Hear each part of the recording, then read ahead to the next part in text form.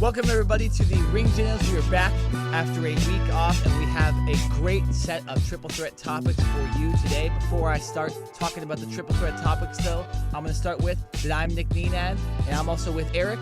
What's up? And the RKJ Man. What's good, y'all? Let's talk that talk. Let's talk that talk. So, triple threat topics for today. WWE news. Daniel Bryan is returned. Yes.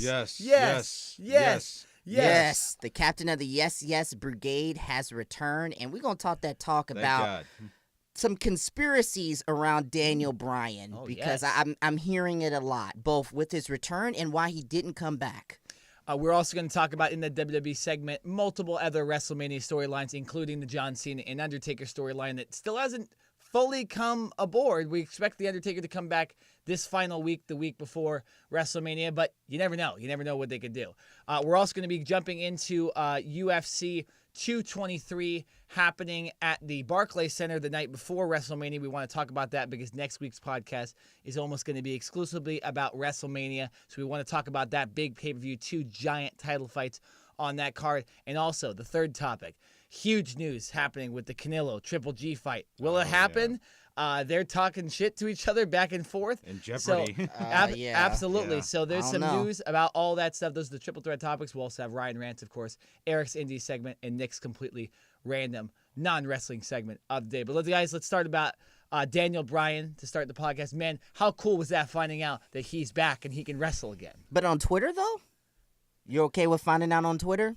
Randomly like that? Well, Twitter's kind of a source of news now. So, yeah, I don't mind it. I mean, it came up in my little notifications on Twitter in the trending. His name started trending, so I wondered if maybe he'd left the company or something like that. And I checked, and he'd come back. I actually checked the trending on Twitter first when I found out about it. But it was big news, and then every other news news organization picked it up. But besides the Twitter, what do you actually think about him?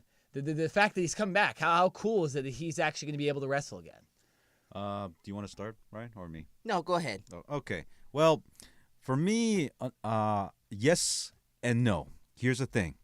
Yes part, I love the fact that Daniel Bryan is back. He's going to be competing in the ring, and I can't wait to see him again. Now we get to see some of the matches with some of these new and up-and-coming wrestlers that have been coming from NXT over to SmackDown, or if Daniel Bryan chooses to go to Raw, maybe in the future and compete with some of the guys like Samoa Joe, Orton, all those guys again.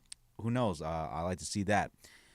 The no part, the only thing that kind of did make me a little, I don't know, like I wasn't really too thrilled about it was that I got sources from the news in the morning or in the afternoon that he was going to come back. He was cleared. It was a report all over ESPN. It was a report all over Twitter. It was a report all over the place. And I don't know, it kind of lost that magic about the feeling that I kind of wanted him to announce that he would be returning, because that would completely shake up everything. That would completely make everything unexpected. And for me, that would make me as like, whoa, I didn't see this coming. I kind of wanted WWE and Daniel Bryan to keep it to themselves and say it in surprise, because for SmackDown, that would be better off. I think that would help SmackDown a lot. Not only before people tune into SmackDown, but also afterwards, because people want to see, wait, what did Daniel Bryan say? And everybody's going to go back and watch SmackDown, and they're going to be watching what he said when he's going to be cleared to get in the ring. I thought that would make everybody in suspense. That would make everything cool, and I think that would make they wouldn't spoil the surprise, or they wouldn't ruin the magic. So yes, I'm happy that Daniel Bryan is back. Just with today's day and age of news breaking and everything about how Daniel Bryan is back, it kind of ruined the magic for me. But nonetheless, I'm happy for Daniel Bryan. Hey, man, salute to the WWE for the power play move they just played on Daniel Bryan. That was complete power play, because for these years, the past 3 years, we had Daniel Bryan teasing that he was going to leave. playing the system perfectly, saying his contract was up in September. He was going to New Japan Pro Wrestling. He was going to go to the Indies. He was going to do this and that and that because he was cleared medically by doctors, and the WWE was not allowing him to go and wrestle and compete in the ring. So now what the WWE decides to do is they say, okay, we're going to let you compete, but you're going to do it under our terms. Number one, you're going to get medical testing after every single match. Why? Because if you get hurt, we want to make sure that we absolutely know, we want the public to know that we did everything we could to make sure that you were okay. Number two, we're going to announce it on Twitter. Why? Because it's one of the 48 laws of power. We're going to operate in our self-interest, meaning we're going to try to promote SmackDown and the road to WrestleMania. And number three, don't you think it's just a little ironic that Shane McMahon is involved in this storyline and now Daniel Bryan all of a sudden gets cleared to wrestle right around this time? Don't you think it's a little weird? I mean, let's be honest here. I think at the end of the day, this was all a power move by WWE. Don't get me wrong. I'm excited and I'm happy for Daniel Bryan, but let's just be honest. We got a guy over on Raw, okay, who dominates every single storyline that he's in. His name is Roman Reigns. I don't know if you've heard of him, okay? But his name is Roman Reigns, okay?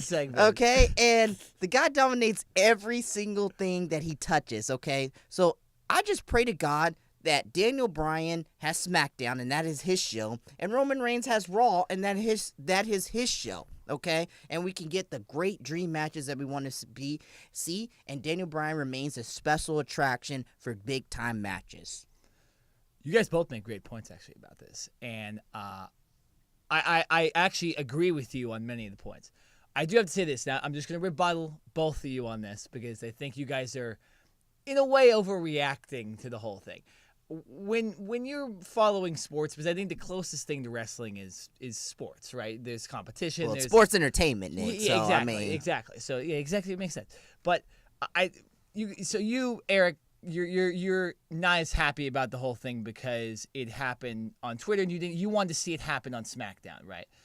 Well, the one thing I'd say about that is you said that SmackDown, people would go watch SmackDown. Well, people did watch SmackDown. From what I heard, it was the highest rated SmackDown in months. I also got to look at that point. Maybe exactly. like afterwards, I think that would like generate a lot of more viewership, and then next week people would want to see, more SmackDown, and maybe not just rely on Raw just being the dominant show. Now people can see SmackDown because of Daniel Bryan, because we've been waiting for 3 years since 2015, 2016, so somewhere there, that Daniel Bryan hasn't wrestled, and it's great to see Daniel Bryan back. Just I think this also goes for the Hall of Fame when I was just about to bring that up. That the Hall of Fame gets kind of broken earlier in the day every single time. We don't get to wait till Raw, who usually announces who makes the Hall of Fame. Yeah. It was always like, oh, we never knew who's going to be. Now, if you pay attention to Twitter, you're probably going to know that Goldberg's going into the Hall of Fame before Raw even hits the air, right? Yeah. I think we knew about Mark Henry that it was on Sunday, when he went into the Hall of Fame. So I do agree that's just going to happen. Nobody cares about the Hall of Fame, though. It's irrelevant. No, but you do. To me, you do and care. most fans. No, but you do care when you're watching Raw and all of a sudden Mike Cole goes, well, every Friday before the Hall, you go, oh man, they're going to announce the Hall of Fame. Here it is. I think what Eric's talking about is the surprise of the whole thing. I think Give me an actual location for the Hall of Fame, and maybe I'll actually give a crap about it. Like an actual location, site? like a site. Like the NFL has their Hall of Fame. MLB has their Hall of Fame. NASCAR has their Hall of Fame. Why don't we get an actual area location with like wrestlers, and all that stuff? I think they are working on it. It's just that they haven't, really set it in stone. It's just that I think it's just going to take a lot more time, maybe a couple more years for that to happen. Because I know they got for WrestleMania Access, they got all the setup and everything. But just for Hall of Fame, I think that's a whole different ball game. We're going to have to wait for that to happen, unfortunately. No, totally. And I think you saw how long it took him to build a performance center. How long is it going to take? Yeah, that did take forever. How long is it going to take him to build a Hall of Fame? So I think Eric's right. I think it's going to take a while for them to do that. But I think with the whole what we're saying though, Ryan, is we're saying that the Twitter is kind of in the whole just new 24-hour news cycle is kind of in a way ruining a lot of surprises for WWE. Not necessarily guys returning or stuff like that. You know, we still get the great pops and all that. But I think these little things like Daniel Bryan returning and the Hall of Fame and other little things that are announced, I think things get ruined a little bit. It's not as much of a surprise as, let's say, 15 years ago with a lot of stuff. And I think that is a little bit disappointing, but you just have to, that's how everything. I mean, you find out about trades or you find out about these guys signing in the NFL 2 days before the actual free agency signing is. You know, we used to have to wait till like a certain Thursday, and now we're finding out on Tuesday, Wednesday that guys are going, so I think it's a whole thing where just the 24-hour news cycle is ruining a little bit of that stuff. But I do think they had increased SmackDown's ratings, and I think they wanted to advance a storyline as quick as possible. I think by having them attack Daniel Bryan on SmackDown and all that stuff, they needed to announce it before so people watched and said, oh my God, what's going to happen with Daniel Bryan tonight? And then all of a sudden he gets the hell beat out of him on SmackDown, and everyone hates Kevin Owens and Sami Zayn. Yeah, that actually brought some legit heel heat and feelings from me. I was pissed off. I was like, you gonna kill this man already? Like, you want to see a killing on live television?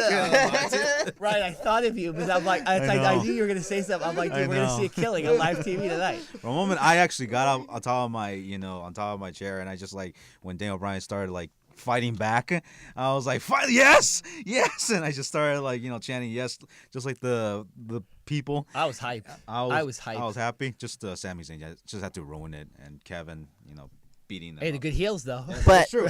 It's helping them out. That's true. I'm glad we're talking about Twitter, because what Sami Zayn and Kevin Owens have been doing is the way you should use storyline in social media. Absolutely. With Kevin Owens actually removing his WWE superstar, calling himself Kevin Steen, El Generico. Yeah. He has merchandise. El Generico, if you don't know, Sami Zayn used to be called El Generico on the Indies, and it was a fantastic gimmick that they got rid of, which I don't know why they got rid of. It would have sold a lot of merchandise with the kids.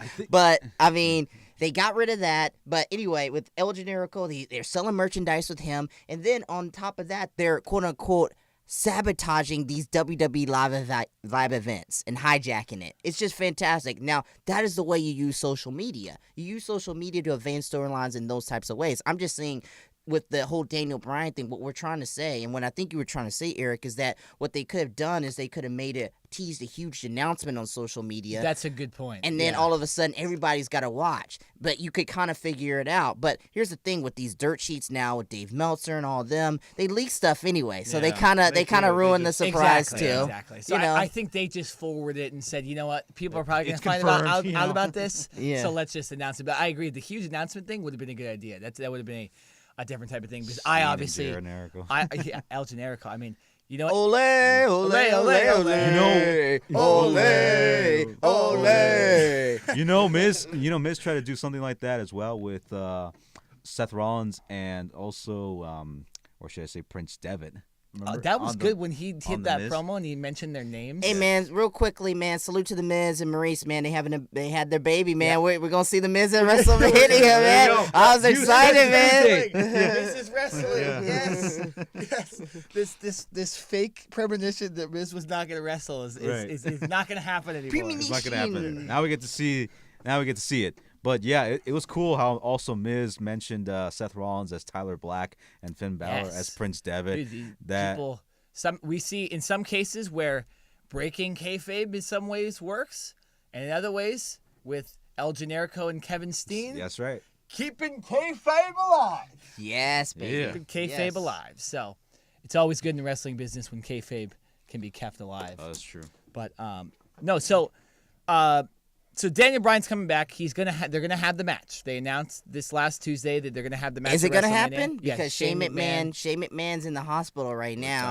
Well, they said he was released on SmackDown though. They said he was released from the hospital. So I assume they wouldn't make that up. And the way they explained it was he was from complications from the attack from Kevin Owens and Sami Zayn.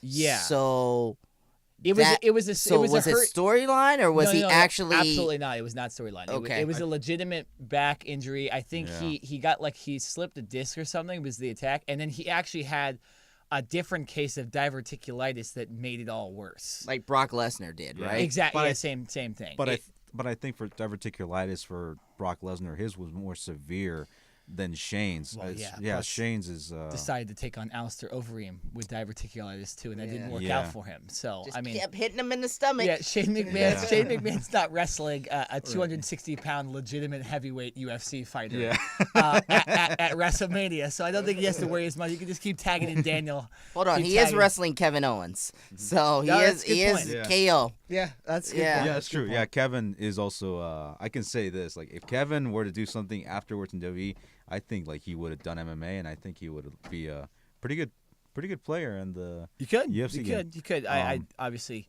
we've seen wrestlers in the past go over to UFC. Yeah, Ken true. Shamrock, CM Punk, Dan Brock Severn, Lesnar, of course. Exactly, Dan Severn. So But- it could work out for some guys. Yeah, and I've been seeing. I know this was a couple of years ago, but I know Shane still trains jiu-jitsu and Muay Thai, and I've seen his training, and I would say this, like, if he would have done MMA, I think he would succeed. I seen his training, like, I'm like, wow, he looks more ready than Punk.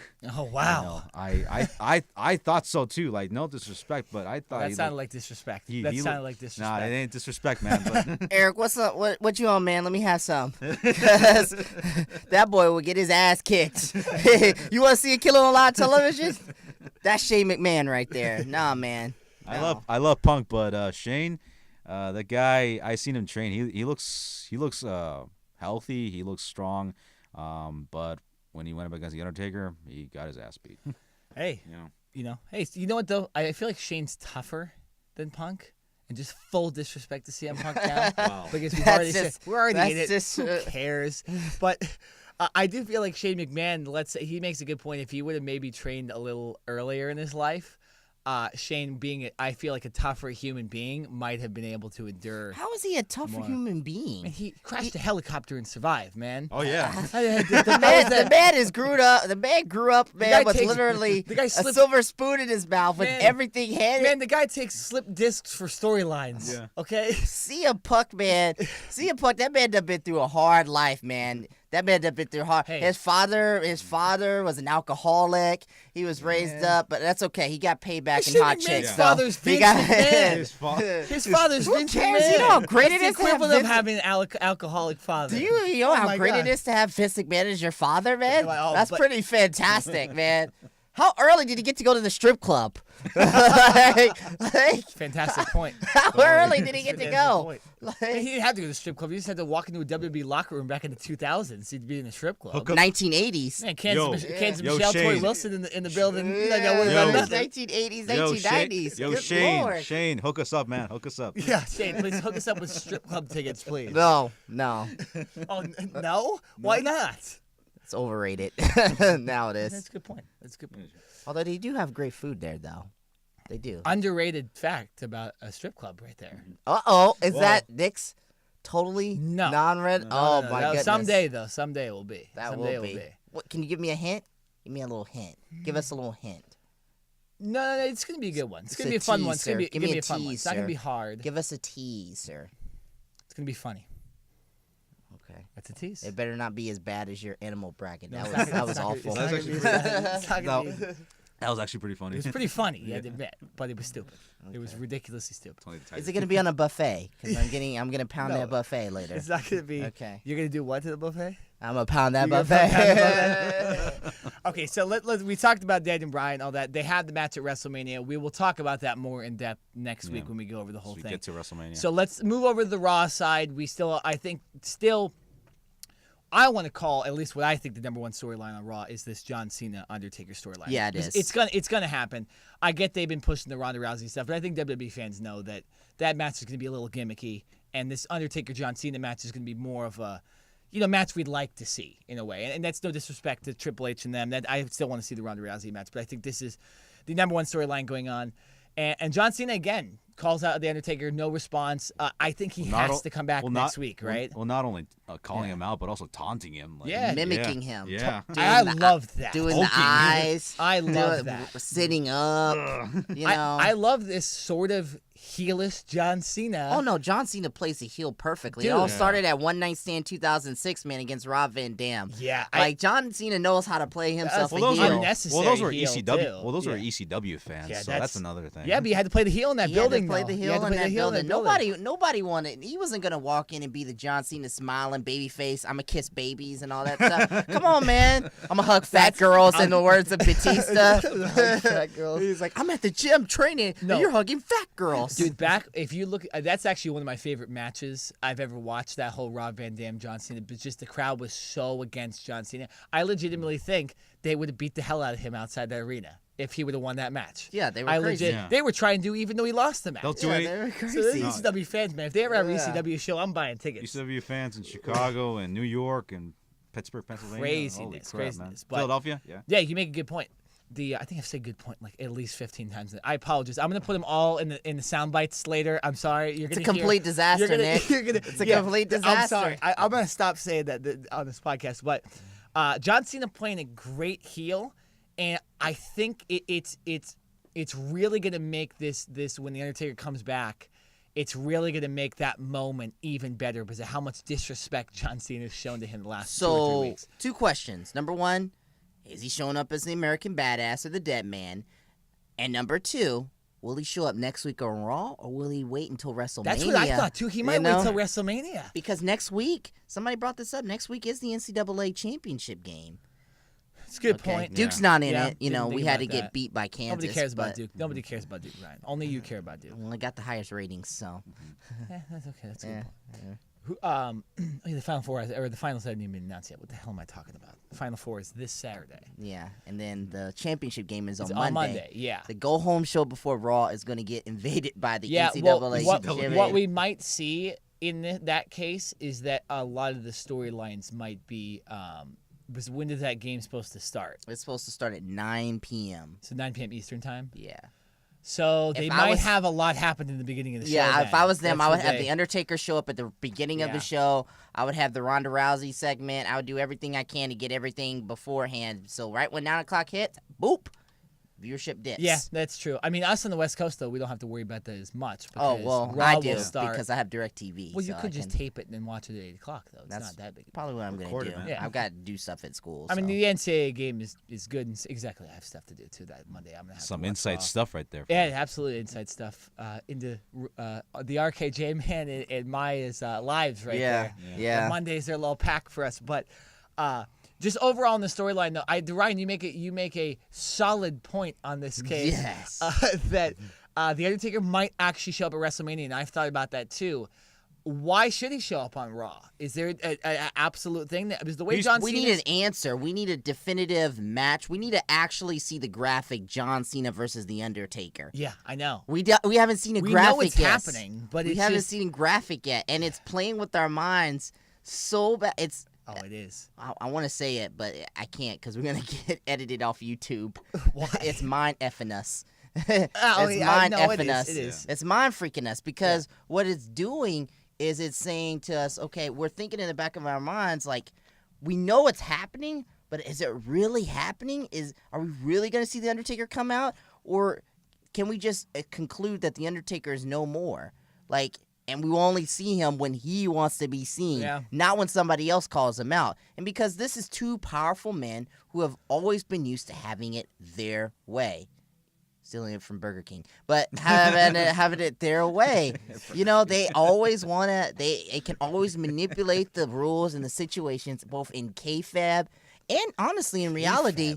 Kayfabe. Kayfabe. Whatever, man. Kevin Federline. Whatever, There's an E man. at the end of the word. Whatever. Who cares? K-Feb? Whatever. That sounds like the nickname for Britney Spears and Kevin Federline back in the day.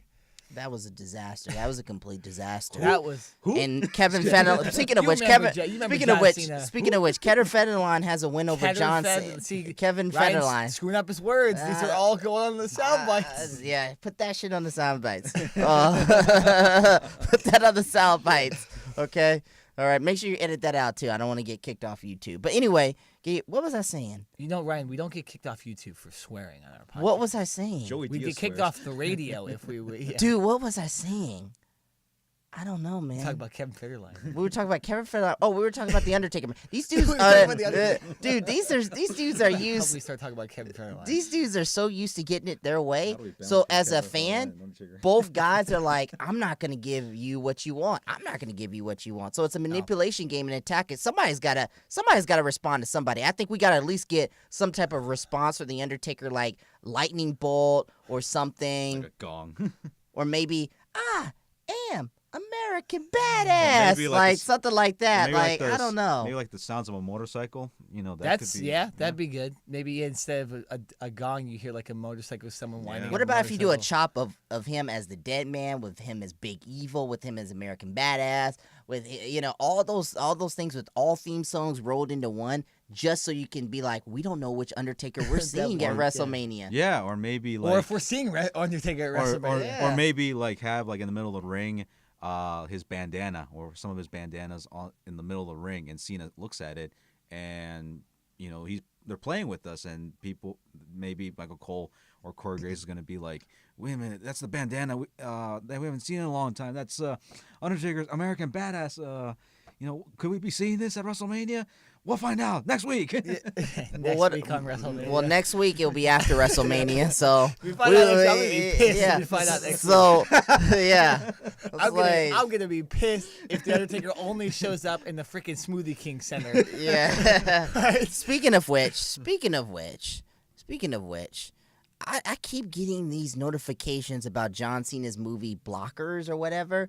Like that movie. The movie's supposed to be Cock Blockers. 2 days before WrestleMania, it's a movie called Blockers. It's actually Blockers. It's just Blockers. It's just straight up Blockers. But there's a rooster that does his. Well, yeah, that's what it's supposed to mean. Well, I don't get it. I whatever. Well, does he play a major role in the movie, or is it just? Yeah, he plays like one of the dads, which is ironic because he hates kids. It looks like a typical. Well, not hate kids. He doesn't want kids. But like stupid movie, like one of those Adam Sandler kind of movies. Well, with John Cena starring in more and more movies, and he's going to be starring in more movies after with Robert Downey Jr. That's a big role with him playing or acting alongside Robert Downey Jr. And him starring in an animated movie. We're going to be seeing less and less and less of John Cena. So let's go ahead and get this John Cena Undertaker thing out of the way right now. In my opinion, they messed up too, because they're running out of big matches with John Cena, and you should have had Roman Reigns versus John Cena at next year's WrestleMania. But if they're going to do, if we got to get this Undertaker thing out of the way ASAP Rocky. Well, I don't think John Cena, though, is going to do the Rocks thing and just leave. I think he'll come back a lot more, so you're going to have chances for wrestling. He's going to kind of turn into the Undertaker in a way, where he's going to show up at the biggest shows, not necessarily be there all the time, but he can show up when he wants. Like once a year? Yeah, but so the match thing is not necessarily important, because I think you're still going to have those dream matches that you could have with John Cena. And how many dream matches do you think John Cena we have with John Cena? Well, there's a lot. John Cena versus Adam Cole, baby. I have John Cena I wouldn't versus necessarily consider that. John Cena versus Samoa Joe. You want to see another John Cena Daniel Bryan rematch? Because I love their 2013 SummerSlam match. Dude, that was another match where I put that on my top 10 list. Yeah, that was a fun match. Pretty good. At least recently, that was one of my favorite matches. But do you want to see another AJ Styles versus Cena match? No. I think no. You know what I actually would like to see? I'd like to see one more time Randy Orton and John Cena go at it. No, man. What are you doing? I've had it with that match. Dude, what are you doing? Hey, you're the only WWE fan who wants to see that. Little kids don't even want to see that, man. That's not true. Little kids don't want to see that match. Little kids. Little Jimmy don't want to see that. Little Jimmy. Little Jimmy. Whatever happened to Ron the Truth killings? I think he's just old. Doesn't wrestle anymore. I think he's injured right now. He's dealing with the injury, and he was doing. Last I heard, he was doing a rap album. So, Hey, good for him. Hey, man, salute so to was R-Truth, Enzo man. Amore. He wasn't just like. Not insinuating anything, R-Truth. Okay, I'm just making a joke. Dude, like if you watch some of his stuff in TNA, NWA, sliding those DMs like, "What's up?" He did. Ron the Undisputed R-Truth. Ron the Truth was never like this. Like in TNA, he actually got the big one, the NWA Championship, and his promo skills were actually awesome. His promo skills were always fantastic. It's just the way on how WWE was utilizing him. I thought that he was actually getting a lot more, a lot more his break when he was having his feud with Triple H when he was telling Triple H like he's like the conspiracy is that he's the COO. There's a conspiracy going on. Yeah. Okay. R2's bringing some straight comedy occasionally. Yeah. Or when he did the spider, the arachnophobia Yeah, thing, yeah. and he was like, "I'm gonna knock that spider Yeah. out" or something like that. Everybody was looking at him like, "What the heck is going on?" And then he came as a Confederate soldier. I'm not sure you remember that. Oh yeah, with Vince McMahon, that was fantastic. After the Tough Enough finale, Oh my god. yeah, that was great. That was This is good some good memories, stuff. Pat. Yeah, That was it's good some memories. random Yeah. stuff. That's some random stuff. Yeah, man. And you can watch all of that on the WWE Network for $9.99. That was a plug right there. It's a plug. I'm just saying. So we're at about 30 minutes on the segment, so we should change it to Nick's completely random non-wrestling segment of the day. And I mentioned earlier that this segment was going to be funny. And a random This is an segue. easy one. You have to think about this one a little bit. I do right. this a lot. I recently, this last weekend, went to the Comedy Store up in Hollywood, watched a lot of comedians. So my simple question is, give you guys top 5 comedians of all time. What? Right now, top 5 This is comedians of all difficult. time. I know it's There's a little hard. There's a lot of them out there. Okay, all right. Dave Chappelle, Richard Pryor, Eddie Murphy, Chris Rock. Who is my 5th and final one? I'm trying to think. Martin Lawrence. Okay, so very ethnic group there by All by black Ryan. people. A very All black very people. diverse, Stay black. very Let's diverse. just be group of honest here. It's comedians. none but black people. Very diverse group of Okay. comedians by Ryan.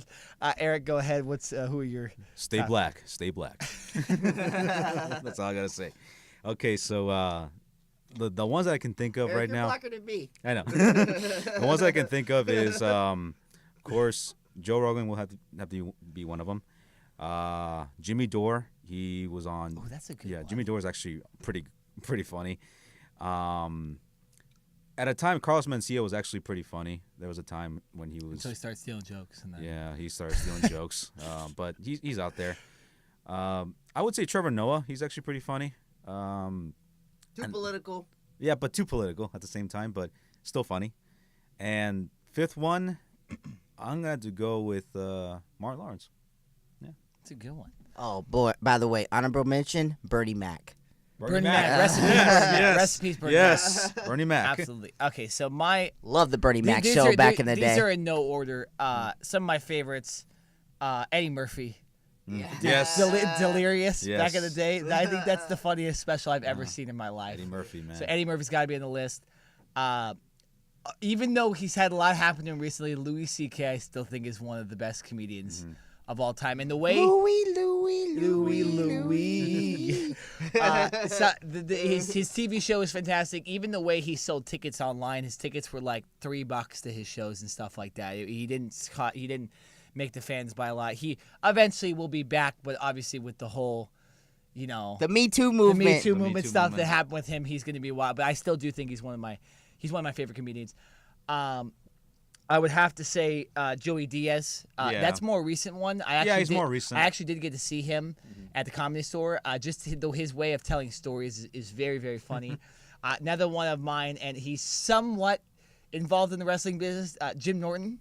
Oh, absolutely Jim Norton. one of my his specials are so dirty, but they are the funniest things ever. He does the wrestling. He does the podcast with Sam Roberts. I who's saw something with associated him and it. Charlotte. Remember last year I showed you something Well, with that's him what I'm and saying. Charlotte? Yeah, it's funny because he didn't take her seriously when she came in. And So like he asked her a lot of sexual And questions. like she gave him this look like I'm gonna beat. Well, because Charlotte, Like- she tried to know what was going to happen with Jim Norton. Though Jim Norton he doesn't care what he says, so he'll do that stuff a lot. And my 5th one, there's so many comedians I could say. Tom but- Arnold. No. You know what? I'm going to throw a wild card in here, just because one of his specials I heard was really, really funny. You heard, but you see it. This one special. No. I watched it. I watched man. it. Cat Williams. Oh yeah, exactly. Oh, that guy. Oh my goodness gracious, Cat Williams. dude. How did I miss Back that? in the day, Cat Dude, I was Williams gonna say that. I was was literally. so funny. Not as much now because Dude. he got beat up by a 13-year-old kid. I know. But so I think those would be my 5. Just there's some nostalgia from back in the day when I used to listen to comedy certain days. You had the Eddie Murphys, the Cat Williams, and then nowadays it's a little different. Have you seen but the Everyday I'm Hustling skit with him just with No. the Rick Ross? I think I have the one I think was funny though. I've watched this on YouTube so many times. the one where he describes a tiger attacking someone in his yes. that is one of the funniest bits I've ever heard. Also, shout out to Robin Williams. Rest in peace, Robin Williams. He was also he was also kind of associated with stealing jokes occasionally. But oh my God, if you go watch some of his specials and stuff, he just nonstop comedy. Just always, whenever he was on a talk show and stuff. Can we give a salute to Bill Cosby or Bill no? Cosby. I mean, even though the man allegedly did some allegedly way before absolutely, the Quaaludes and the pudding pop. I mean, before the Quaaludes and the pudding pop.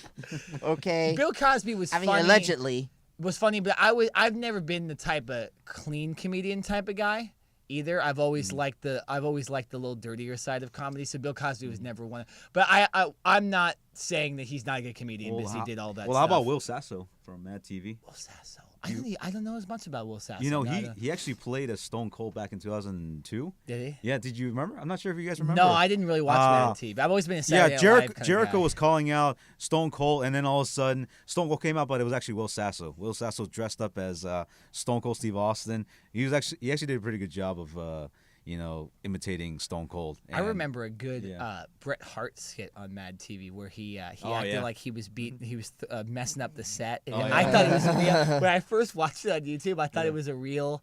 Because the person who wrote the video on YouTube kind of duped it. It's like Bret Hart gets pissed on Mad TV, and it was realistic until he threw a guy like kayfabe across the room, and I was like, okay, this is great. But there's some good stuff on Mad TV. Will Sasso played as he also played as The Rock in one of the skits for Mad TV. He was doing a promo with China, and then good God, I know, good Lord, dude, you should check that out. Oh God, oh my God, that does sound pretty funny. This is in 2000. It's weird to watch stuff when people are dead now. It's weird. Yeah, I mean, even I was talking about like watching the Robin Williams comedy thing, or Bernie Mac. Bernie Mac. It makes my. This is random. I was watching. Crawl. Yeah, I was watching the first Transformers movie, and Bernie Mac's in that movie. I'm like, man, I didn't even remember he was in this movie. Yeah. Or the movie Life with Eddie Murphy and Martin Lawrence. That's a go. He's in that one too. Also Samuel Jackson. There's another movie with Samuel Jackson. Y'all like my Samuel Jackson? Which one was Mother that? Effer compilation? Yeah, oh, that was like good. That? Yeah. Ryan sent us a do the math, mother. Man, if you just were in our group chat for like one day, like dude, it gets turned up in there real quickly, man. It kind of turns into what this podcast turns into. We'll be talking about wrestling, and then all of a sudden we're talking about like farm like animals Undisputed like making another appearance again. Yeah, exactly. Undisputed made another appearance, There's man. some good pictures that show up in that group chat. Man. All right. Well, enough about the group chat. What are we talking about? We talking about that indie wrestling, Eric? Yeah, let's do it. Let's Eric's indie wrestling. This is Indie's or Eric's indie wrestling. Yeah, let's do it. And so since we were just talking about news and all that stuff, and I gotta say, Nick Aldis and Tommy Dreamer, they were at it on Sirius XM. They were exchanging blows. They were talking trash to each other. How Tommy Dreamer was, I helped his career out, and then Nick Aldis is like, no, you didn't. You didn't help me out or anything like that. And then they started exchanging blows. This was a whole build-up for the NWA Championship at the House of Hardcore, and big main event, big match for these guys. They went at it. It was a war. Nick Aldis beat him for the NWA Championship, retained his title. Tommy Dreamer, he did his best, but I think he, of course, at the end of the day, people cheered for him. They all loved him of what he did, his performance and everything. But yeah, salute to Tommy Dreamer and Nick Aldis, as Nick Aldis is set to prepare to take on Colt Cabana in China next month. So, over in New Japan Wrestling. Good God, Eric! I thought you said Colt Cabana and China. What I thought you said Good God! Good God! I was like, she raised from the dead. Good Lord! It truly is Resurrection Week. Oh my God! She's gonna go after Triple H and Stephanie. Oh my God! Real quick, did you guys hear about? So I'm sorry to interrupt. No, worries, did you hear about this story about how these people they buried the quote unquote remains of their cat, and then the cat showed up 2 days later It's like at their something door? out of Pet Cemetery, dude. Did you guys hear about this story? Sounds like to me like the cat wasn't dead in the first place. Well, that's what I'm saying. I mean, but how weird would that be? I don't know if you guys you have animals, right? You have a dog. Yeah, I have a dog. Yeah. Okay, so imagine if you thought your dog died, and then that's right, but your dog's not always at your house. That's the thing.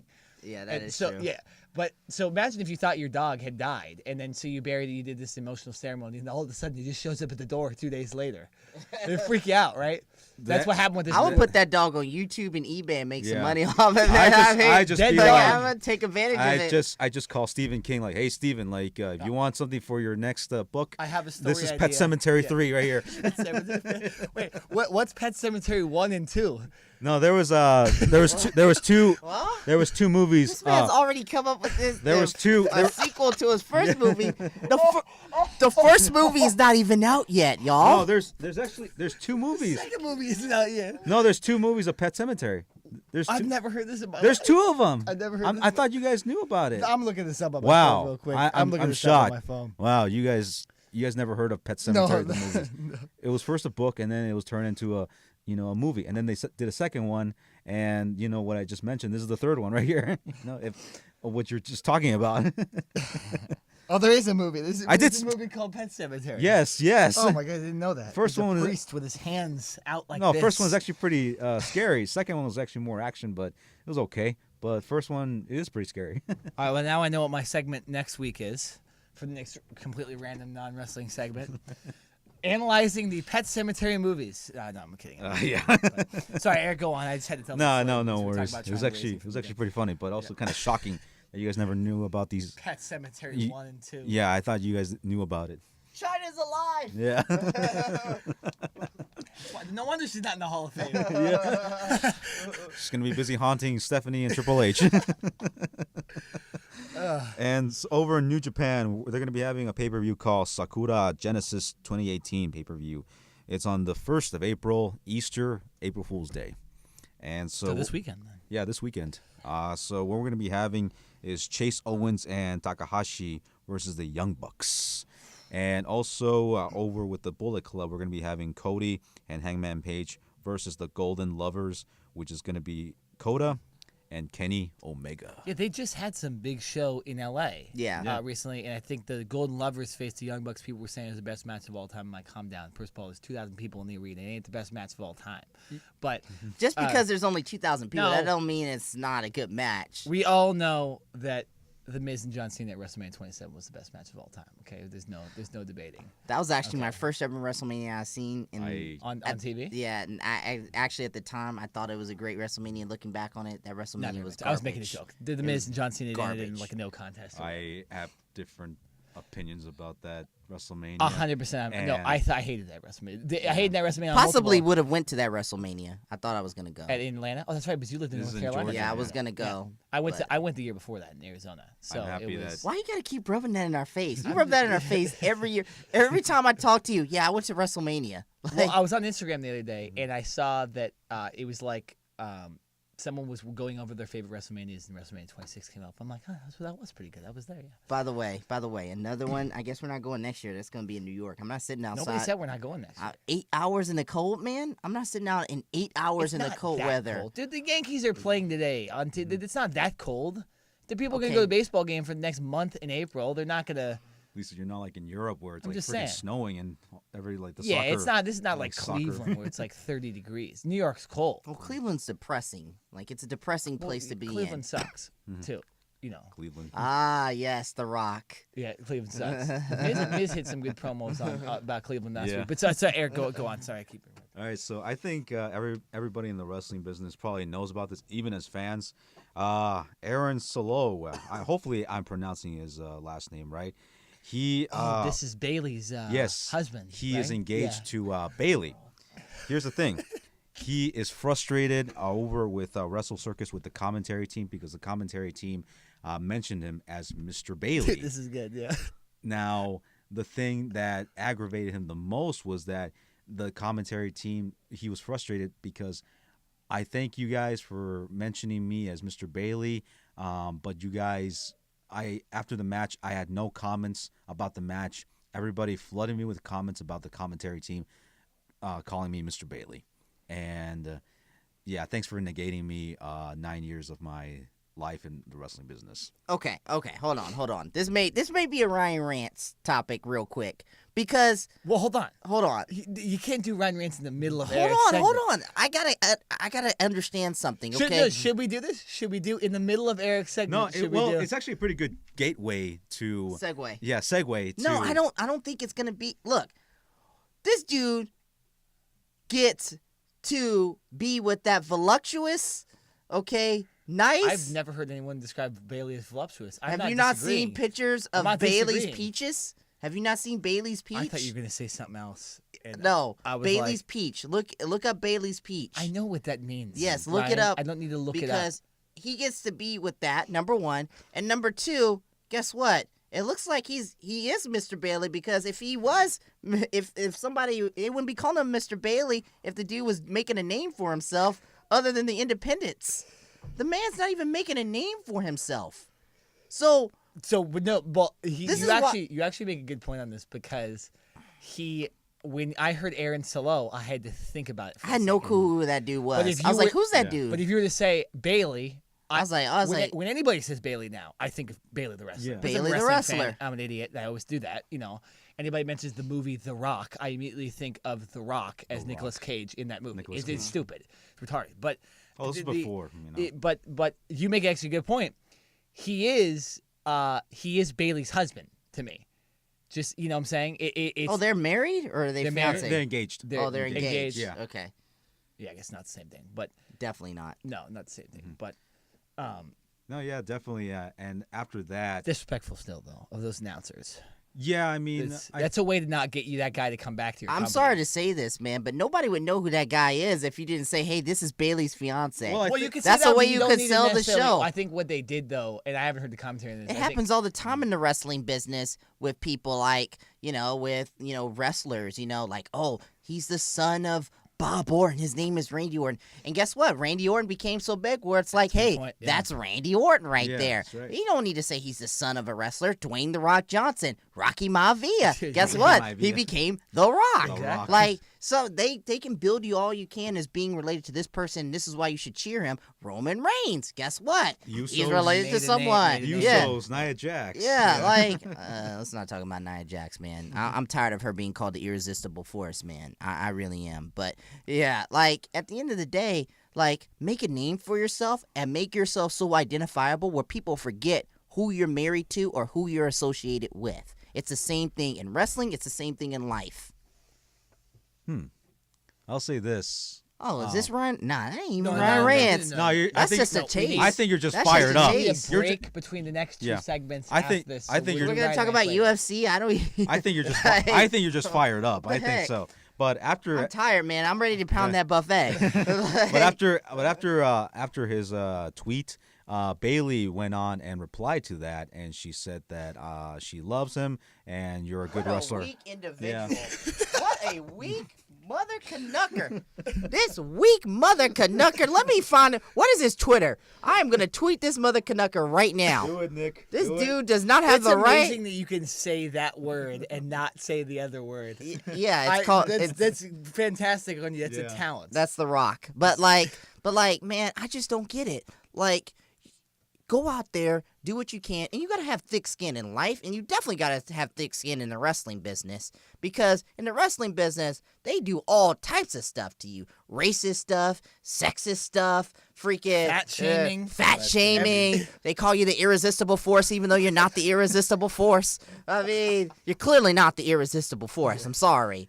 And guess what? They're going to cheer Alexa Bliss at WrestleMania, too, still. That's the sad part. Who wouldn't? Who wouldn't? I mean, we got a huge pop. She got a huge pop when we went to Anaheim. I mean, she played the heel role, but people loved her. I even cheered for her. I got off. But that's part of that was that opening segment, like the first person who comes out. It was also the first thing of the show. Yeah, so you're going to get a pop automatically.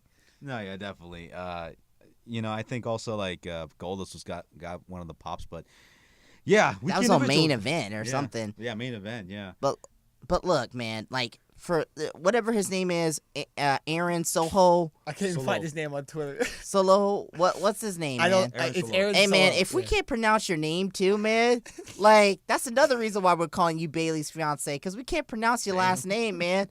Okay? So do yourself a favor, man. Stop complaining on social media. Go improve your ring skills as we try to find his social media. This man's so irrelevant, we can't find his social media. You can find anybody's social media nowadays. Okay? That's a good point. Okay? It was 2 O's in his name. I don't care, man. Like, this It's dude- blue check. It's blue check. Let's stop talking about... How many followers? Real quick. How many followers do you think he has? They're all Bailey's It followers. doesn't matter. How many followers? I think after the comment, probably 10K. How many do you think? 15. 6,500. Almost on the dot too. That's pretty funny. How much does Bailey have? Let's just look it up real quick and see how much Bailey has. Well, Bailey's in WWE, so it's obviously this gonna is be the low. ring generals. Like, this is the ring generals just being the ring generals right here, man. How many do you think she has? How many? Do you think Dude, she I has? think it's 2.2 million. How many do you think? 6.7. No, it's a million. 6.7 is a lot. That's a lot of followers. That's like Triple H, John Cena, Yeah, Stephanie McMahon, Vince exactly. McMahon. The Rock, most likely. no, exactly. So that's a little far of a jump. You guys. So ruined it's. the I'm suspense. sorry, Eric. Is this your? This is the end of your segment, right? We do you hijacked have it. anything else? No, Do you that have was anything the else? end of it, and I knew that as soon as I was gonna, break it out, I knew I wanted to have you guys, engage with it because I knew that a lot of people who know Bailey and know the backstory between their engagement, and also for those who aren't following Wrestle Circus, the product, that's what the commentary team said. And they after that, Aaron looked pretty pissed, and looks like Bailey tried to, tell him like, "Hey, you're a good wrestler," and she loves him. That's it. By the way, when I'm talking about Nia Jax not being the irresistible force, there's nothing with fat shaming going on, okay? All right, it's just simply put, Nia Jax don't need to be called after Andre the Giant. It's disrespectful, man. It's disrespectful. You know what? Oh, I can't wait till Ryan rants. just wait. I can't just wait. Just wait. Oh my goodness, We're man! gonna- It's like that Trey Songz, man. Ooh, I'm about to dive in. Oh, yeah. Dropping some bars. Very good. Very good. Dropping some bars. Yeah, absolutely. I had Okay, to try to lower my voice down. so we're gonna Testify. That's 2 impressive things Ryan's done in the last 3 minutes. That was impressive, and not saying MFer on front. Because I would have had to go back and edit that like 17 times. Yeah. Yeah. But so we're gonna switch completely topics right here. We're moving on to UFC 223, big pay-per-view before WrestleMania. It's on the same night as the NXT Takeover. The gamesmanship show. of UFC, man. In the Barclays Center too. They're Barclays even taking Center in New their York. their Brooklyn. their arena in a way. WWE's like main That's arena. the new MSG for WWE right there. Yeah, and what's funny is UFC has MSG. They use MSG Yeah, now they do. too. Yeah. So they finally got the clearance to start fighting in the state of New York. So I guess that's why they do Brooklyn too. But they having a big pay-per-view. So we want to talk about this, fully analyze this pay-per-view because we're not going to talk about it next week, and we want to give it the proper go of it. But the 2 big fights on this card are we finally have the fight between the lightweight champion Tony Ferguson versus Khabib Nurmagomedov. Khabib Nurmagomedov is said to potentially be the best pound for pound fighter in the UFC. Has never had a title shot because this fight between him and Tony Ferguson has just never been able to happen because each of them has gotten injured a bunch of times. They're finally I headlining. get to see it. Yeah, they're finally headlining, and the winner of this fight is also going to be the true undisputed lightweight champion. They're stripping Conor McGregor of the title because Thank this God. fight is happening. Thank so God. Yeah. it's just inactivity from Conor McGregor. They should Maybe. have stripped him when he went to go fight Floyd Mayweather. Well, no, I mean, he still could have fought Floyd Mayweather, but he just needed to defend his title by now. I mean, I get that he's had enough time to get back in the UFC ring. I mean, I get boxing training is different, but your cardio is the same, and Conor McGregor is talented enough to get back in the ring already.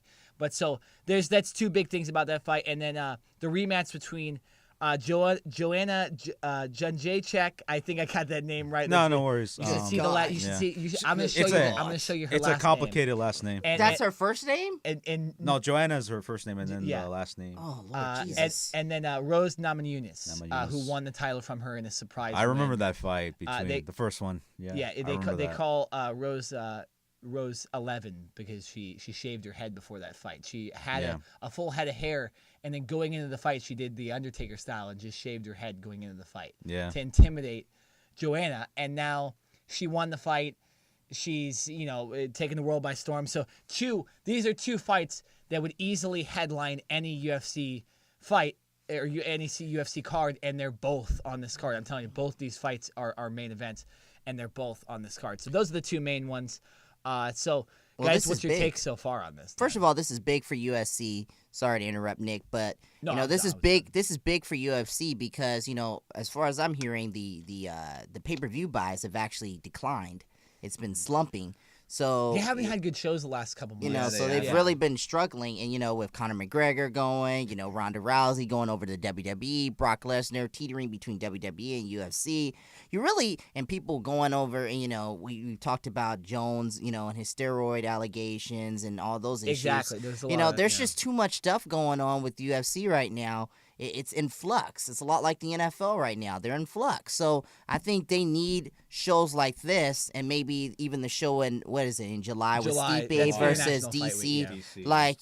You've got to have that. You've got to have these types of matches and these types of cards to really get people back excited about your brand, interested. I think it's going to be a great show, and it's going to be side by side with NXT. Yeah, that's tough there. I think the way tough. WrestleMania weekend, dude. Exactly. Yeah. NXT is usually a 2-hour show, and I think the way NXT does it is they put it on live from 5 to 7 o'clock, and I think the UFC main events actually start at 7. So you actually can watch both. That's what I'll do. I'll watch both. A lot of times, I don't watch the pre-fight shows on FS1 or Fox or whatever. I usually just watch the pay-per-views. Just have 2 TV screens, dude. Yeah, exactly. I might have to do that, I'm definitely watching both these because these are going to be both those cards, the NXT card and UFC, are both going to be worthwhile. I don't want to miss Khabib potentially finally winning the title, and this rematch between Rose and Joanna, and I'm going to say their names because I'm not saying their last names anymore. Right, I'm going to show you how they spell Joanna Jędrzejczyk's last name, and there's J's and K's all next to each other. Yeah. It's crazy, but. Yeah, so these as long as there's not 3 Ks next to each other. As long as there's not 3 Ks next to each other. I can promise you. Okay, good. Okay, well, you can show it. There's no 3 Ks. But Eric, what's your take on this card? I gotta agree with Ryan. He does make valid points about how the pay-per-view buys have been slumping lately due to what's been happening to guys like John Jones and also Brock Lesnar teaming with UFC and WWE, and him. Saying that he's going to be like, he does what he wants. If I fight UFC, I'll fight UFC. If I want to fight WWE, I'll fight WWE. But looking at Joanna and Rose, that match I'm looking forward to because the last match, I had a feeling that Rose is going to take that fight seriously. And I know that Joanna had tried to do as much as she could to try to poke at her, try to taunt her and try to bully her in the beginning of the fight. But Rose, I remember in the interview, she said that what she did was she meditated and she just tried to stay calm before the fight. And then once the bell rung, that's when she went at it, and she just did her best to rip her apart, and she did that. And I think Joanna, she won her respect after the fight, and I know that Joanna's just gonna come at her and get her belt back. But I'm totally with Rose on this one. You're gonna take Rose? Yeah, I'm backing Rose on this one. I support her, and she's a great fighter, and I'm pretty sure she's gonna do the same thing to Joanna. And I think in this bout, I think it's gonna end in a submission. You going submission? Yeah, submission. See, it's not going the full way. Yeah. I think this fight could go the full 5 rounds because I think Joanna might have. And UFC fighters don't do this a lot, but it does happen. Just natural human, just natural human stuff. But I think Joanna might have not taken her 100% seriously going into that first fight. one, yeah. And now she absolutely will. Because Joanna had defended her title multiple times before that. She was the clear strawweight champion for the women. And so I think this fight's going to be an absolute banger. And then you have Tony Ferguson and Khabib, who are both submission artists, and they are guys that fight will probably be majority on the ground. But I don't really. I think in that case you might see a submission. Yeah, you could see. Yeah. I'm not saying you're not going to see a submission in the Rosewood, but I just think the way that's a rematch. So I think it'd be a little tougher. I think Joanna's going to be absolutely on her game. Yeah, definitely. Yeah. I think Joanna's going to try to change her style a little bit and try to review what she did wrong in the last fight, because I know that she underestimated her in the first match. and so she's going to probably change it up. And Rose is probably also going to change up her style as well. So Rose, she's going to do the exact same thing, but maybe in a different style, and maybe try to get back at her, try to deflect her her strategy, and then she'll do the same thing, and they might go for submission holds, and I think she'll do the same thing, and I think that's how the match is going to happen. But with Ferguson and Khabib, I think the same thing is going to happen. With it might end in a submission, but if I got to go with some guy who's going to win this match, it's probably going to be Ferguson. Oh, you're going Ferguson? I think it might be an upset. Okay. An upset victory, Interesting. Because Khabib has looked unstoppable so far, but so did Francis Ngannou when he went into that fight. And I think this is a little different than that fight because I think the endurance for both fighters will be prime. Khabib coming into the fight 25-0 and hasn't lost. Woo! Yeah, well, and the thing about this too is that boy good. Yeah. No, he is, and he's the way he's fought in those fights too. He's kind of dominated each of those fights. So, but Tony Ferguson, there's a reason he's the champ, right? He's beaten Kevin Lee, he's beaten Rafael dos Anjos, he's beaten all these guys. He's a good fighter as well. The only reason this fight hasn't happened yet is because both guys have been injured on untimely times. But do you think that injury might get in the way with that match? No, I think they're both going in healthy. I haven't heard anything as far as any injuries involved with either of these fights, which is good because I think the training is kind of stopped by now. You have a week till the fight or whatever, so the training is not at full force like it might have been, let's say, a month ago when injuries might happen. Yeah. But yeah, it's interesting. You're going with a Tony Ferguson upset. It might be an upset, yeah. I have to go with Khabib. I've just seen too many dominant performances from Khabib. It's hard for me to not pick him, but I've seen upsets before. I mean, true. It could happen. And there's, like I said, there's a reason Tony Ferguson's the champ. Ryan, what's your take on these two? What do you think is going to happen in these two fights? Khabib wins. Okay. JK wins. You gotta dig that wig that Khabib has. I mean, domination and annihilation. That sells tickets, baby. Domination and annihilation. In like MSG, man. In Barclays Center, homie. Barclays Center. What am I saying? Yeah. But have we heard anything from Punk? Fighting? No, I should look that up real quick right now. I don't know who he's facing, and at this point in the game, I really don't care. Because CM Punk is 40 years old, and he's competing in his second match in the UFC on a pre-show match. I just don't think that's going to help him elevate his stat. But we all knew that they were capitalizing off of his hatred for WWE, and we know that the fans are gonna cheer him on by the pay-per-view, and the pay-per-view did fantastic buys, didn't it? It did great buys. Well, you also had the hometown. It was Cleveland. You also had the hometown favorite of Stipe Miocic in the heavyweight championship. True, yeah. He was fighting in his hometown of Cleveland. His favorite, man. And he hasn't given up the title yet. So, going all the way back to that fight, that was maybe another reason why that pay-per-view got a lot of buys. But I think CM Punk was the main driving force. Punk was the main thing. Yeah, okay. Absolutely. Okay. Whether you're a UFC fan or not a WWE fan, Punk was the reason why there was a lot of draw for that match between him and Mickey Gall. No. Which, by the way, like I keep saying, I'm going to put out an Amber Alert for Mickey Gall because I don't know where that man is, APB, whatever, because I don't know where that man went ever since he destroyed CM Punk in like 20 seconds. Well, here's the thing, though, because he destroyed essentially amateur MMA fighter, so it's not really that impressive, and I think he's lost since then. I haven't followed his career as much, but I think he's lost since then. Because facing CM Punk isn't that hard. It's like when they put these jobbers out there for Oscar to beat up, Damn. or Nia Jax to beat up. So I really hope one day though we get our dream of CM Punk and Conor McGregor somewhere around I thought you were gonna say Brock. That's Lesnar. gonna take a long time. That's gonna take years for CM Punk to even. It's not gonna happen because Conor McGregor would slaughter him in the ring. Yeah, he would kill him. But MMA fans, they want to see Mayweather and McGregor. If Mayweather jumping, and Punk. Or Mayweather and Punk, since Mayweather. That would be a matchup I would be interested in seeing. Let's say this. I think he had a 3-fight deal, right, when he first signed his deal. So this is only a second fight, obviously. If he were to lose this one and not look that good, I think the only way you give him that third fight is against a guy like Mayweather to seemingly amateur. Then you have a guy that could actually beat up Floyd Mayweather, right? How great would it be for our guy? And our the promos WWE and the guy? promos would be fantastic too. Promos would be good. Well, because Punk didn't hit promos last time going into his fight. Hopefully he does a better job. I think he was. I don't want to say nervous, but I think he didn't want to go off on the wrong foot and talk too much crap before he got his ass kicked in a way.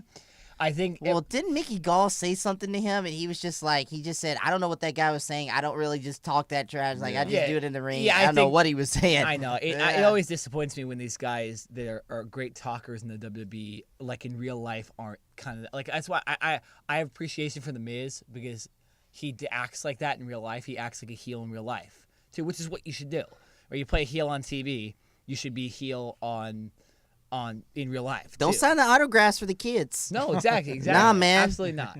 Absolutely Nah, F the kids, just man. Be a jerk. No. You're a heel. Just be a complete jackass to people, you know. But so CM planes, Punk, whatever. maybe, obviously people are going to watch the fight, but draw a little more eyes. Call the guy out, talk some trash, It'll be a way to do it, but I think if he does lose, though, this next fight, you got to think about doing something like that with Mayweather, because Or you just don't let him do his next third fight and let him inevitably go back to the WWE for that Triple H, for that hot storyline be at excited WrestleMania. about Mayweather possibly. Oh fighting no, CM Punk. absolutely, absolutely. Anything Money Mayweather is Money Mayweather, man. Anything Money Mayweather touches, man, it turns into gold. Actually, it turns into 100%. green. It turns into green for him, That's man. turning to gold. Yeah. Until Uncle Sam comes and takes it. Hey man, okay. even those titles Alright. he gets are Yeah. green. They're not even gold. They're not even gold titles. They're like green titles. Green. Yeah, it's fantastic. Dude, he's got a tree, that has money. Okay. Yeah. Seriously. I mean, Wait a minute. He has a money tree? I he didn't probably know. does. I didn't know he has a probably- money tree. He probably does. I know he has a strip club. That's He Yeah. probably has a money tree, growing out of his backyard. What? Mayweather money That's tree. what Kendrick Lamar got his song from, Money Trees? Probably. For the back house of Mayweather? Pretty sure they're like good buddies, Yeah, who knows? But yeah. I'm looking it up. I'm looking it up. Yeah. Money tree. Some of these articles have the weirdest ads on them. They do. Yeah, I know. Yeah, it's a scam. Don't Sorry, I'm fall still for looking that. it up. Don't fall for They that. don't show pictures. The money tree. Just go to images. But I did see this is reported on TMZ Sports. Mayweather was grading. What the? What the? And then you wonder. And then you wonder why the government's after your money. Okay. Then you wonder why the government's after your money. Stupidest looking money tree. That's ridiculous. Look at how weak. Look at how like low rate that money tree looks. You just put a bunch of strings and hung down Dude, like that $100 Who cares? The bills. government's after you, That and looks you're like an putting up money elementary- trees, that looks man. like an elementary- Whatever. All I he give did up. was bring a fake tree. All he did was put a fake tree That looks in like here. a playhouse, theater like. Wow. This is gonna be the picture we use for this video when we post it. Yeah, this money tree video. The money but- tree. That should be the episode Oh name. man. Money yeah. trees. Money trees. But I was on TMZ Sports. I did see an update with Mayweather. He was talking about how he's been grading. He's legitimately doing it, dude. Yeah, I think he's actually gonna fight. He's which is grading. Yeah, he's grading. really stupid of him to do. Yeah, he's grading like his performance. He says that his punches are 100 over 10. Okay, And wrestling, he Hey, says what that about his kicks? How are his he said kicks? he should improve on his How are his kicks. submissions? Look, I think let me that explain those something. are not his strengths. Mayweather just playing y'all, man. All he wants to do is get 1-2 fights. That's it. Get his 100 million, 200 million, and get out of there, man. Get out of He's Dodge. not getting 100 million from a UFC. And make more fight. money trees. You don't make that much money. That's why I don't understand why he's going to make money. 10, more money than a 15 strip mil. club But think, or whatever is going to but make. think about it. Think about it. He's going to make money. He's probably going to do a deal with Showtime and all these other networks to get some revenue off of that. He's probably going to get some deal from the venue. He's going to probably get deal off merchandise. I mean, Mayweather has so many ways to make money. It's just brilliant. It's just freaking brilliant. He just shows it off and does stupid stuff like But putting it on but trees it's- and hanging and just dangling it with paper This clips. is what I'm saying. If it's in the UFC, he doesn't have as much control. You can't even wear what you want in the UFC. You have to wear the UFC garb to the ring. The You gloves can't and wear- the shorts. You can't wear your. Is there promotion.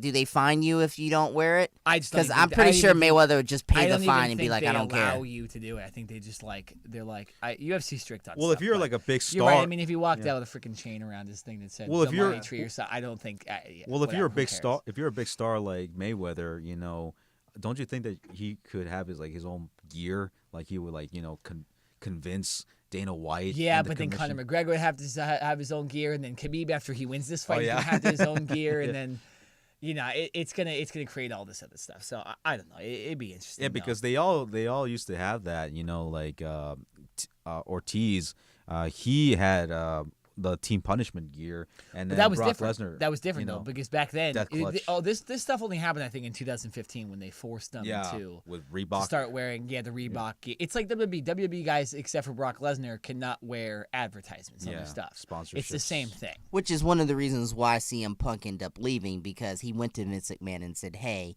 I want to do advertisements," and he was like, "No, I can't do that." And then months later, Brock Lesnar came in with his own deal like that. Yeah.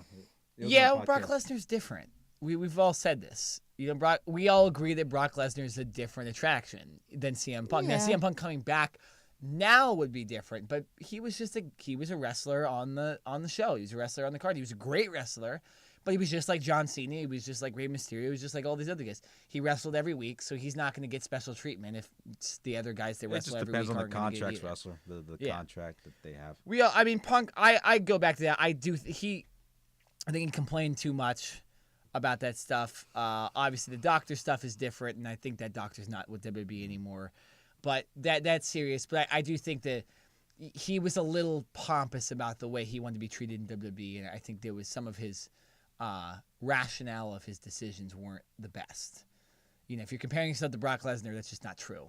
Okay, Brock Lesnar's a different attraction even back then. I think a better attraction than he even is now, going back to WWE back then. So a little different. But what about Ronda Rousey with her gear? I mean, do you think? You know what? Let's talk that Rousey right now. Do we want to transition this to Ryan? I think I've officially right here, chosen. Let me lead it up to you. Enter the zone. Right now, we're gonna enter. Why can't I move this mic? We're gonna enter the RKJ Man zone. Not moving? We're gonna enter. Turn my mic up. It's fired up. Turn my mic up. This is Ryan Rants. What's up, y'all? Talking that talk. Look. Why in the blue hell, in the words of The Rock, is Ronda Rousey smiling, first of all? Second of all, what the hell was that makeup she was wearing? Third of all, why can't she cut promos? Why? And fourth of all, why are you making her cut promos? Okay, let's back it back real quick. All right, on Monday night, we had the most awkward segment, perhaps of 2018, when Ronda Rousey came out talking with Kurt Angle, and Kurt Angle was saying how she's ready and doing all this stuff. And Kurt Angle looks like a mess himself. He can barely cut a promo himself, and he's the Olympic gold medalist. And it's sad for me that they got this man out here doing this. And it's sad for me to see Kurt Angle wrestling. By the way, quick fact, I was listening to Something to Wrestle with Bruce Pritchard on his podcast, and he said after WrestleMania 19, apparently Kurt Angle, because he had that whole neck injury, was actually like shaking. He was violently shaking, uncontrollably, naked in the shower. Or was it because of the pills he was popping every night? It could have been both, but he was violently shaking in the shower. And now we have a situation going on. Yes, I said both. Yeah. Both with an F. I don't care. My segment. Both. My rules. Yeah, both. Like Triple H and Stephanie McMahon. That's another Ryan Rants. And like you have a situation going on. Well, now Kurt Angle is wrestling. But you know what? That's a Ryan Rants for another time. Ronda Rousey, in the most awkward segment in the history of segments in 2018 on Monday Night Raw, had to get up on that microphone and speak. And number one, as Nick was pointing out, she doesn't even know how to hold a microphone. Dude, y'all don't know how to. Y'all haven't taught her how to hold a microphone. Y'all haven't told her the proper cues. Y'all haven't told her how to do certain things. Her facial expressions. Why is she smiling coming down to the ring and clapping with fans' hands? She should be saying 2-3 words at the most and kicking ass and taking names. She should be, and yet y'all want her to be the female Stone Cold Steve Austin to Stephanie McMahon's Vince McMahon? Really? Seriously? Are we kidding ourselves here? All right, man, let's go ahead and do ourselves a favor. Let's pair this girl up with Paul Heyman right now and let her talk. This reminds me of just when Brock Lesnar came in from the UFC to WWE in 2012, and they let that man do segments by himself, and they realized quickly that man can't talk. And guess what? Ronda Rousey, I'm sorry, you can't talk. It's okay. It's all good if you can't talk. You're a great performer. You're a badass. You're an ambassador for the WWE. Go on Ellen. Look beautiful. Do your thing.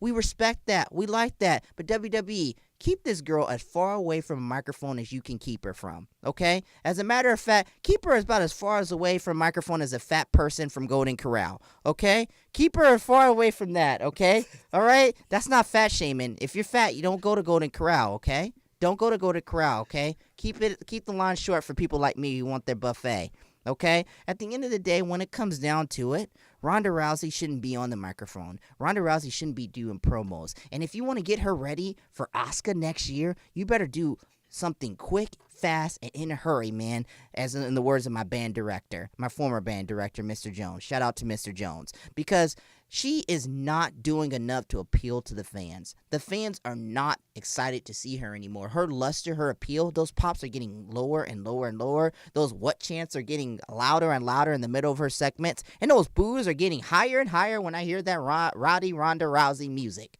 Okay? And change that name, too, because it's confusing to say and it's a tongue twister. At the end of the day, when it comes down to it, man, keep the mystique alive. It's one of the 48 laws of power. Keep the mystique alive. I'm the RKJ Man, and I'm shooting my shot always for greatness. Shout out to Mr. Jones. Oh, my brother, testify. Hey, guys, real quick, and you guys obviously listening cannot see this, but I'm going to give you better examples of how to put makeup over your eyes. Why are we looking at this right now? Just better than what Ronda Rousey did on Monday Night They have Raw. a whole, and it's not Ronda Rousey's fault. It's the Glamours. They do all this stuff for all these girls. That? Who's the makeup? Yeah. I agree with you. That was my number one thing. She came out. I'm like, what the hell is Ronda Rousey? Right. Somebody pointed it out too on their podcast, and I thought about it, and I looked at it, and I was like, and I was looking at her too. I was like, man, she looks a little weird, and like she's a very beautiful woman. Yeah, she's she extremely beautiful, but like whatever they put on her face was not right. Who's the makeup artist in the Yeah. back, dude? Who's the makeup artist? Yeah. Is it? Get fired is it- like no, it's not. Kevin Steen and El Generico. No, it's not Sasha Banks' husband. Sasha Banks makes the uniforms and like the attire and Does he stuff. still work for the company? Yeah, he still works for the company. Yeah. Yeah. Wow. And who is that, by the way? Who is that guy? Sasha Banks' husband. Yeah, man. It ain't his name. And you know Doesn't what? matter what his name is. It's his husband. You know what? That man Or is her totally. husband, my You know bad. what? That's a man who I got to get credit for. He knows that he's Sasha Banks' husband, and he's okay with He it. jumped on that quick. He jumped too. on that thing quick, man. Jealous as hell. Damn. Man, some of these divas. Hey, no, divas, don't I do say it. it again. Don't do it. I say it again. Should I just not go on That's what I was that's gonna like the say? fifth No, time. I know think. exactly what you're gonna say. Don't go with it. Okay, we've had enough controversial statements. Okay, I can Okay. see people saying you don't like fat people. I wasn't gonna say I don't that. like I fat wasn't gonna people say being. that. I don't want fat people being in the lot of go to corral. Okay, I'm trying to get a buffet. I'm trying to pound that buffet. That is so fat. Man's shaming. hungry. He's got to eat. That is such an Alexa Bliss type of thing to say. Does that mean I'll get cheered at WrestleMania? Probably. Yeah. If you're over, you're over. the man? Well, the man's Weight gotta eat. and over in popularity. No, the RKJ man's got to eat. Okay, he's got to eat to survive. That's Gotta eat to survive. yeah, Exactly. hungry. But these that was people are that going was a to good corral, that man. was a good rant. Yeah. That was funny. Especially You shout out your band teacher. yeah. That was Dude, fantastic. your ending was actually pretty cool. Like how you closed it. I got it from Undisputed, sort of, because he's always shooting his shot. So, I'm shooting my shot at greatness. Nobody knows who that is. Well, he knows who it is. Salute to him, man. We gotta slide Adam in his Cole, DMs, baby. We gotta slide in his DMs, man. We gotta talk to him, man. Just talk to him in person. We don't I- have to shout out to his DM. Yeah. Most of the time, dude. Because saw him at the parade. Now we're dropping really big hits. yeah. Now he knows who it is, man. Okay. We've got a title belt for him. We got to get a title belt every time we see him on pop up on our social media. We should. Get a title. We should just make him have the title. Yeah. We absolutely should. So let's move on to our final segment of the day, final triple threat topic of the day. Triple G. Triple Canelo. G. Triple We've G talked and about this Canelo. fight a lot, okay? May 5th? Is it and- even happening? And now it's in jeopardy. Oh my What the hell is going What on? is going on, Eric? Eric. It's all your Canelo's boy, fault, man. Your boy Canelo Alvarez. That's okay. Money talks, man. It's still happening May 5th. Dude, I don't know. They're giving away it's official now. Oh, on yeah, I the, saw on they giving away Ticketmaster that They're refunds. giving away refunds. Yes, that's true. Yeah, the Which T-Mobile I don't Arena. know. That might just be a standard thing, to be honest. I mean, if you don't want to just go to the fight anymore, you can just get your refunds. I don't know if that's the way it works, but I think what they're saying is, hey, you guys can risk it or whatever, but if this fight doesn't happen, this fight doesn't happen. Because I remember when they said, like when I go to buy tickets for example, if the Dodgers make the playoffs, I could buy World Series tickets the minute the tickets for the playoffs are released. But they say they'll give you a refund if they don't make it to the World Series, obviously, because it'd be ridiculous if you bought tickets and they didn't even make it. But so I think this might be that case. But there's a lot of stuff going on. Canelo met with the Nevada State Athletic Commission, and a lot like we talked about John Jones back in a couple weeks ago about this. They didn't seem too confident, and it seems like they're going to suspend him for this failed drug test that we originally thought was tainted meat. Well, they suspended Canelo. Oh, so they actually did suspend him. They suspended him, yeah. Damn it. How long did they suspend him for, though? I didn't really read that much. That's what I was trying to figure that out. The only thing he's was that suspended. He's like suspended. But It's nobody just a knows how long smoke he's screen, suspended. y'all want to keep talking this talk like it's not gonna happen, man. Money is money, and there is so much money to be made and possibly lost. This fight doesn't happen on May the 5th.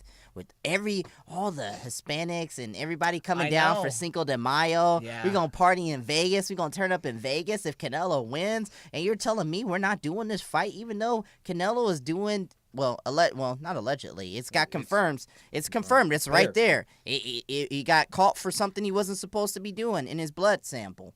So, I mean, is Canelo a jackass? Absolutely. Absolutely, positively, man. Where'd that come from? Yeah, man. I'm hungry. When I'm hungry, I'm a mean person. I'm that Snickers, man. You're not you when you're hungry, man. You're going to eat that meat? I'm going to pound that buffet. Yeah. Yeah. That same meat that Canelo ate? I'm not eating that meat, man. No? I'm not eating that meat that he ate, man. That's tainted meat, man. That's some Walking Dead stuff. Well, okay, so far, I'm just looking up Wikipedia real quick. The fight that's the perfect source. No, but they that's the greatest source in the world for all your... It's like a 90% good source. Usually they're not getting several, but it says the fight's still happening. Check out CNN. May 5th.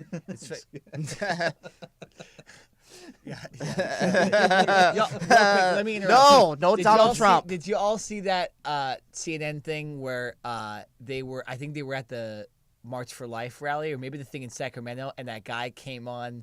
He got in front of the camera and like flipped off and said the F word like 5 times.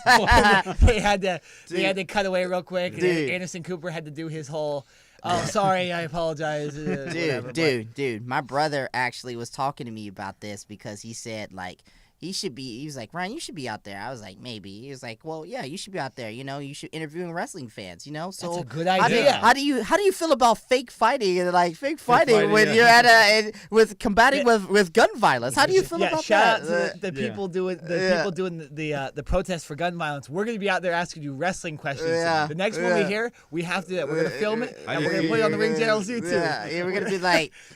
So what do you feel about gun violence? Okay, fantastic. What do you feel about Roman Reigns? Yeah. I don't know who he is. Your thoughts on Ronda Rousey's makeup last Monday night? Yeah, what's your thoughts on Ronda Rousey? Yeah. Okay? That's a good idea. Your brother, that's a good idea. We With need John to do that. Jones, you know. We need to do testing that. positive. Canelo testing positive. Yeah, exactly, yeah. What do you think about UFC 223? Yeah. Who wins? Khabib or Tony Ferguson? Who wins? Oh, that's actually a good idea. That's a fantastic idea. But, no, so getting back to Some the of fight, them probably are confusing with Justin Bieber. Who? Like Bieb. Oh, Khabib. Justin Bieb. Oh, my God. Bieber. Okay, I don't know. No, that's not going to happen, Ryan. That's a ridiculous thing to say. No, it's not. That's a. You know what that is? Well, that's a completely disastrous thing to say. Well, No, that's a complete disaster. Well, anybody who compares Stop both trying those to guys. steal my stuff. I have my own stuff. Like saying good point 18 million times. That's my gimmick, man. Okay, You let's gotta talk say about Canelo and Triple Sorry, G, yeah, okay? Because sorry. Triple G is But talking... the fight's supposed to happen still on May 5th. Triple G is talking that crap on Canelo, saying how he cheated and whatnot, which is like, he's Captain Obvious in this point. Yeah. Like, of course he cheated. Yeah, Triple G. Oh, we didn't know he was cheating. Yeah, like, we didn't know he was cheating. Like, come on, man. Like, let's be honest here. I think Canelo would have won this fight without the steroids, without whatever we got. He would have won this fight because if I look at Triple G and Canelo, I said this in the first fight, Triple G was able to start off the fight really well, but at that end, man, Canelo was getting really, really close. And I'm telling you, if they would have went one more round, I think Canelo would have had him.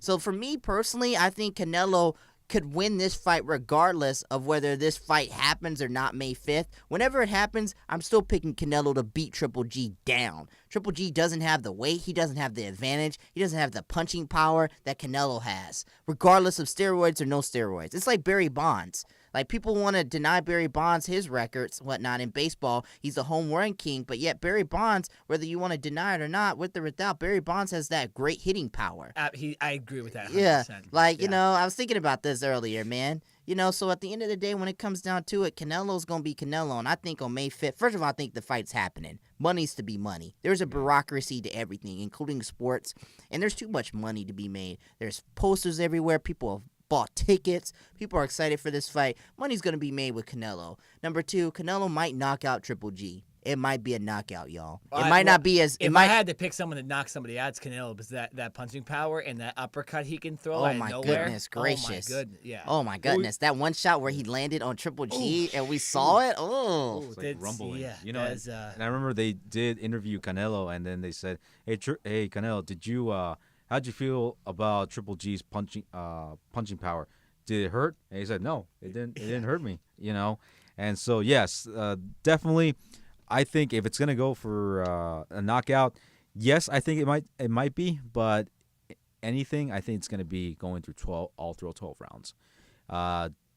Because I know that afterwards, if Canelo does win this match and it was going to go after 12 rounds, we might see maybe a trilogy, because I know there's going to be a lot of allegations or a lot of hatred. I'm not going to say hatred, but I'm going to say like a lot of trash talking to Canelo, how you had this fight fixed because, you know, you tested positive for steroids and then you blamed it on tainted meat, you know, this and that, and how everything like you did, you know, was fixed. This isn't fair for Triple G. There could be a result of that. And if Triple G were to be open to another rematch, I'm pretty sure he'd be on it. But definitely, I think it's going to go into 12 rounds. Yes, it is pretty stupid that Canelo failed those. Yeah, which is why tests. I think personally that he didn't take steroids. I think this is the tainted meat thing. And you look back on the past, there's been a lot of Mexican fighters this has happened to, because Give me some names. I don't know names. Okay, why are you saying that if you don't have any names? I've heard from multiple other. Oh, this is what you heard? Yes, I listen to radio shows. I've heard a lot of interviews. Okay, then give me names. Stuff. Give me one name right now. Names. I've just heard people say that there's Mexican fighters. Come on, you know, in our business, if you can't bring up facts. I don't know as much boxing as the next person. Dude, I'm sure Eric actually knows more about boxing than I do. But I'm just saying, if I looked it up right now, the thing is, if I looked it up right now, I'd be able to see it. So it's a waste of time. But this has happened in the past to other Mexican fighters, and the thing is, I just don't think he'd be that dumb. I think he's making a good point. I don't think he'd be that dumb to take steroids when he took a voluntary test, too. I think he's dumb enough. I think he's dumb enough to go to Mexico knowing the fact and eat something knowing the fact that you don't know if that necessarily could be the right thing for maybe you. He should have been smarter. So I think that was very, very dumb and not smart. Maybe he should have been smarter. And not to say that there's not good things in America, because we put a lot of stuff in our food here in America. Good God, good Lord. If I didn't love meat so much, I would become vegan. But unfortunately, I love barbecue ribs too much and fried chicken. Yeah, okay. Ryan loves meat a lot. Okay, and macaroni and cheese and mashed potatoes and gravy. Yeah. Okay. All right. And buffets. Buffets, okay? Man. Buffets. You got to pound that buffet. Yeah. I know you want to do that afterwards. Yeah, just pound that meat, right? Yeah. Yeah. Pounding that meat. I knew you wouldn't be able to respond to that. That's not tainted, baby. What are you talking about? That's very good. What are you talking about? I'm talking about the meat. Which meat? The sausage. Oh, okay. Okay. Okay. Let's get back to the fight. No, but this, yes, about meat. For us guys, we can eat all the meat that we want. But if you're a boxer, if you're, a fighter, and you're gonna get tested for these substances, damn it, you gotta be smarter than this, okay? We ain't the ones fighting. If you heard pounding on the desk in front of us, that was Eric. That's Eric, man. Serious opinion about pounding the fight. that damn meat. I like it. I like it. Yeah. Yeah. Ooh, yeah. But I'm hungry. Brian's been hungry the whole podcast, but he didn't get much sleep. I didn't get much sleep. There's a Golden Corral that just opened up next to his house. Oh. And so he's very excited. Oh, my God. He spent $15 a day on the meal. I did spend $50 a day on the meal. Actually, I went. My dad paid for it the first time. Yeah, good for you. That's smart. Now it's me and my mom going today because it's spring break, and we are going to pound that buffet.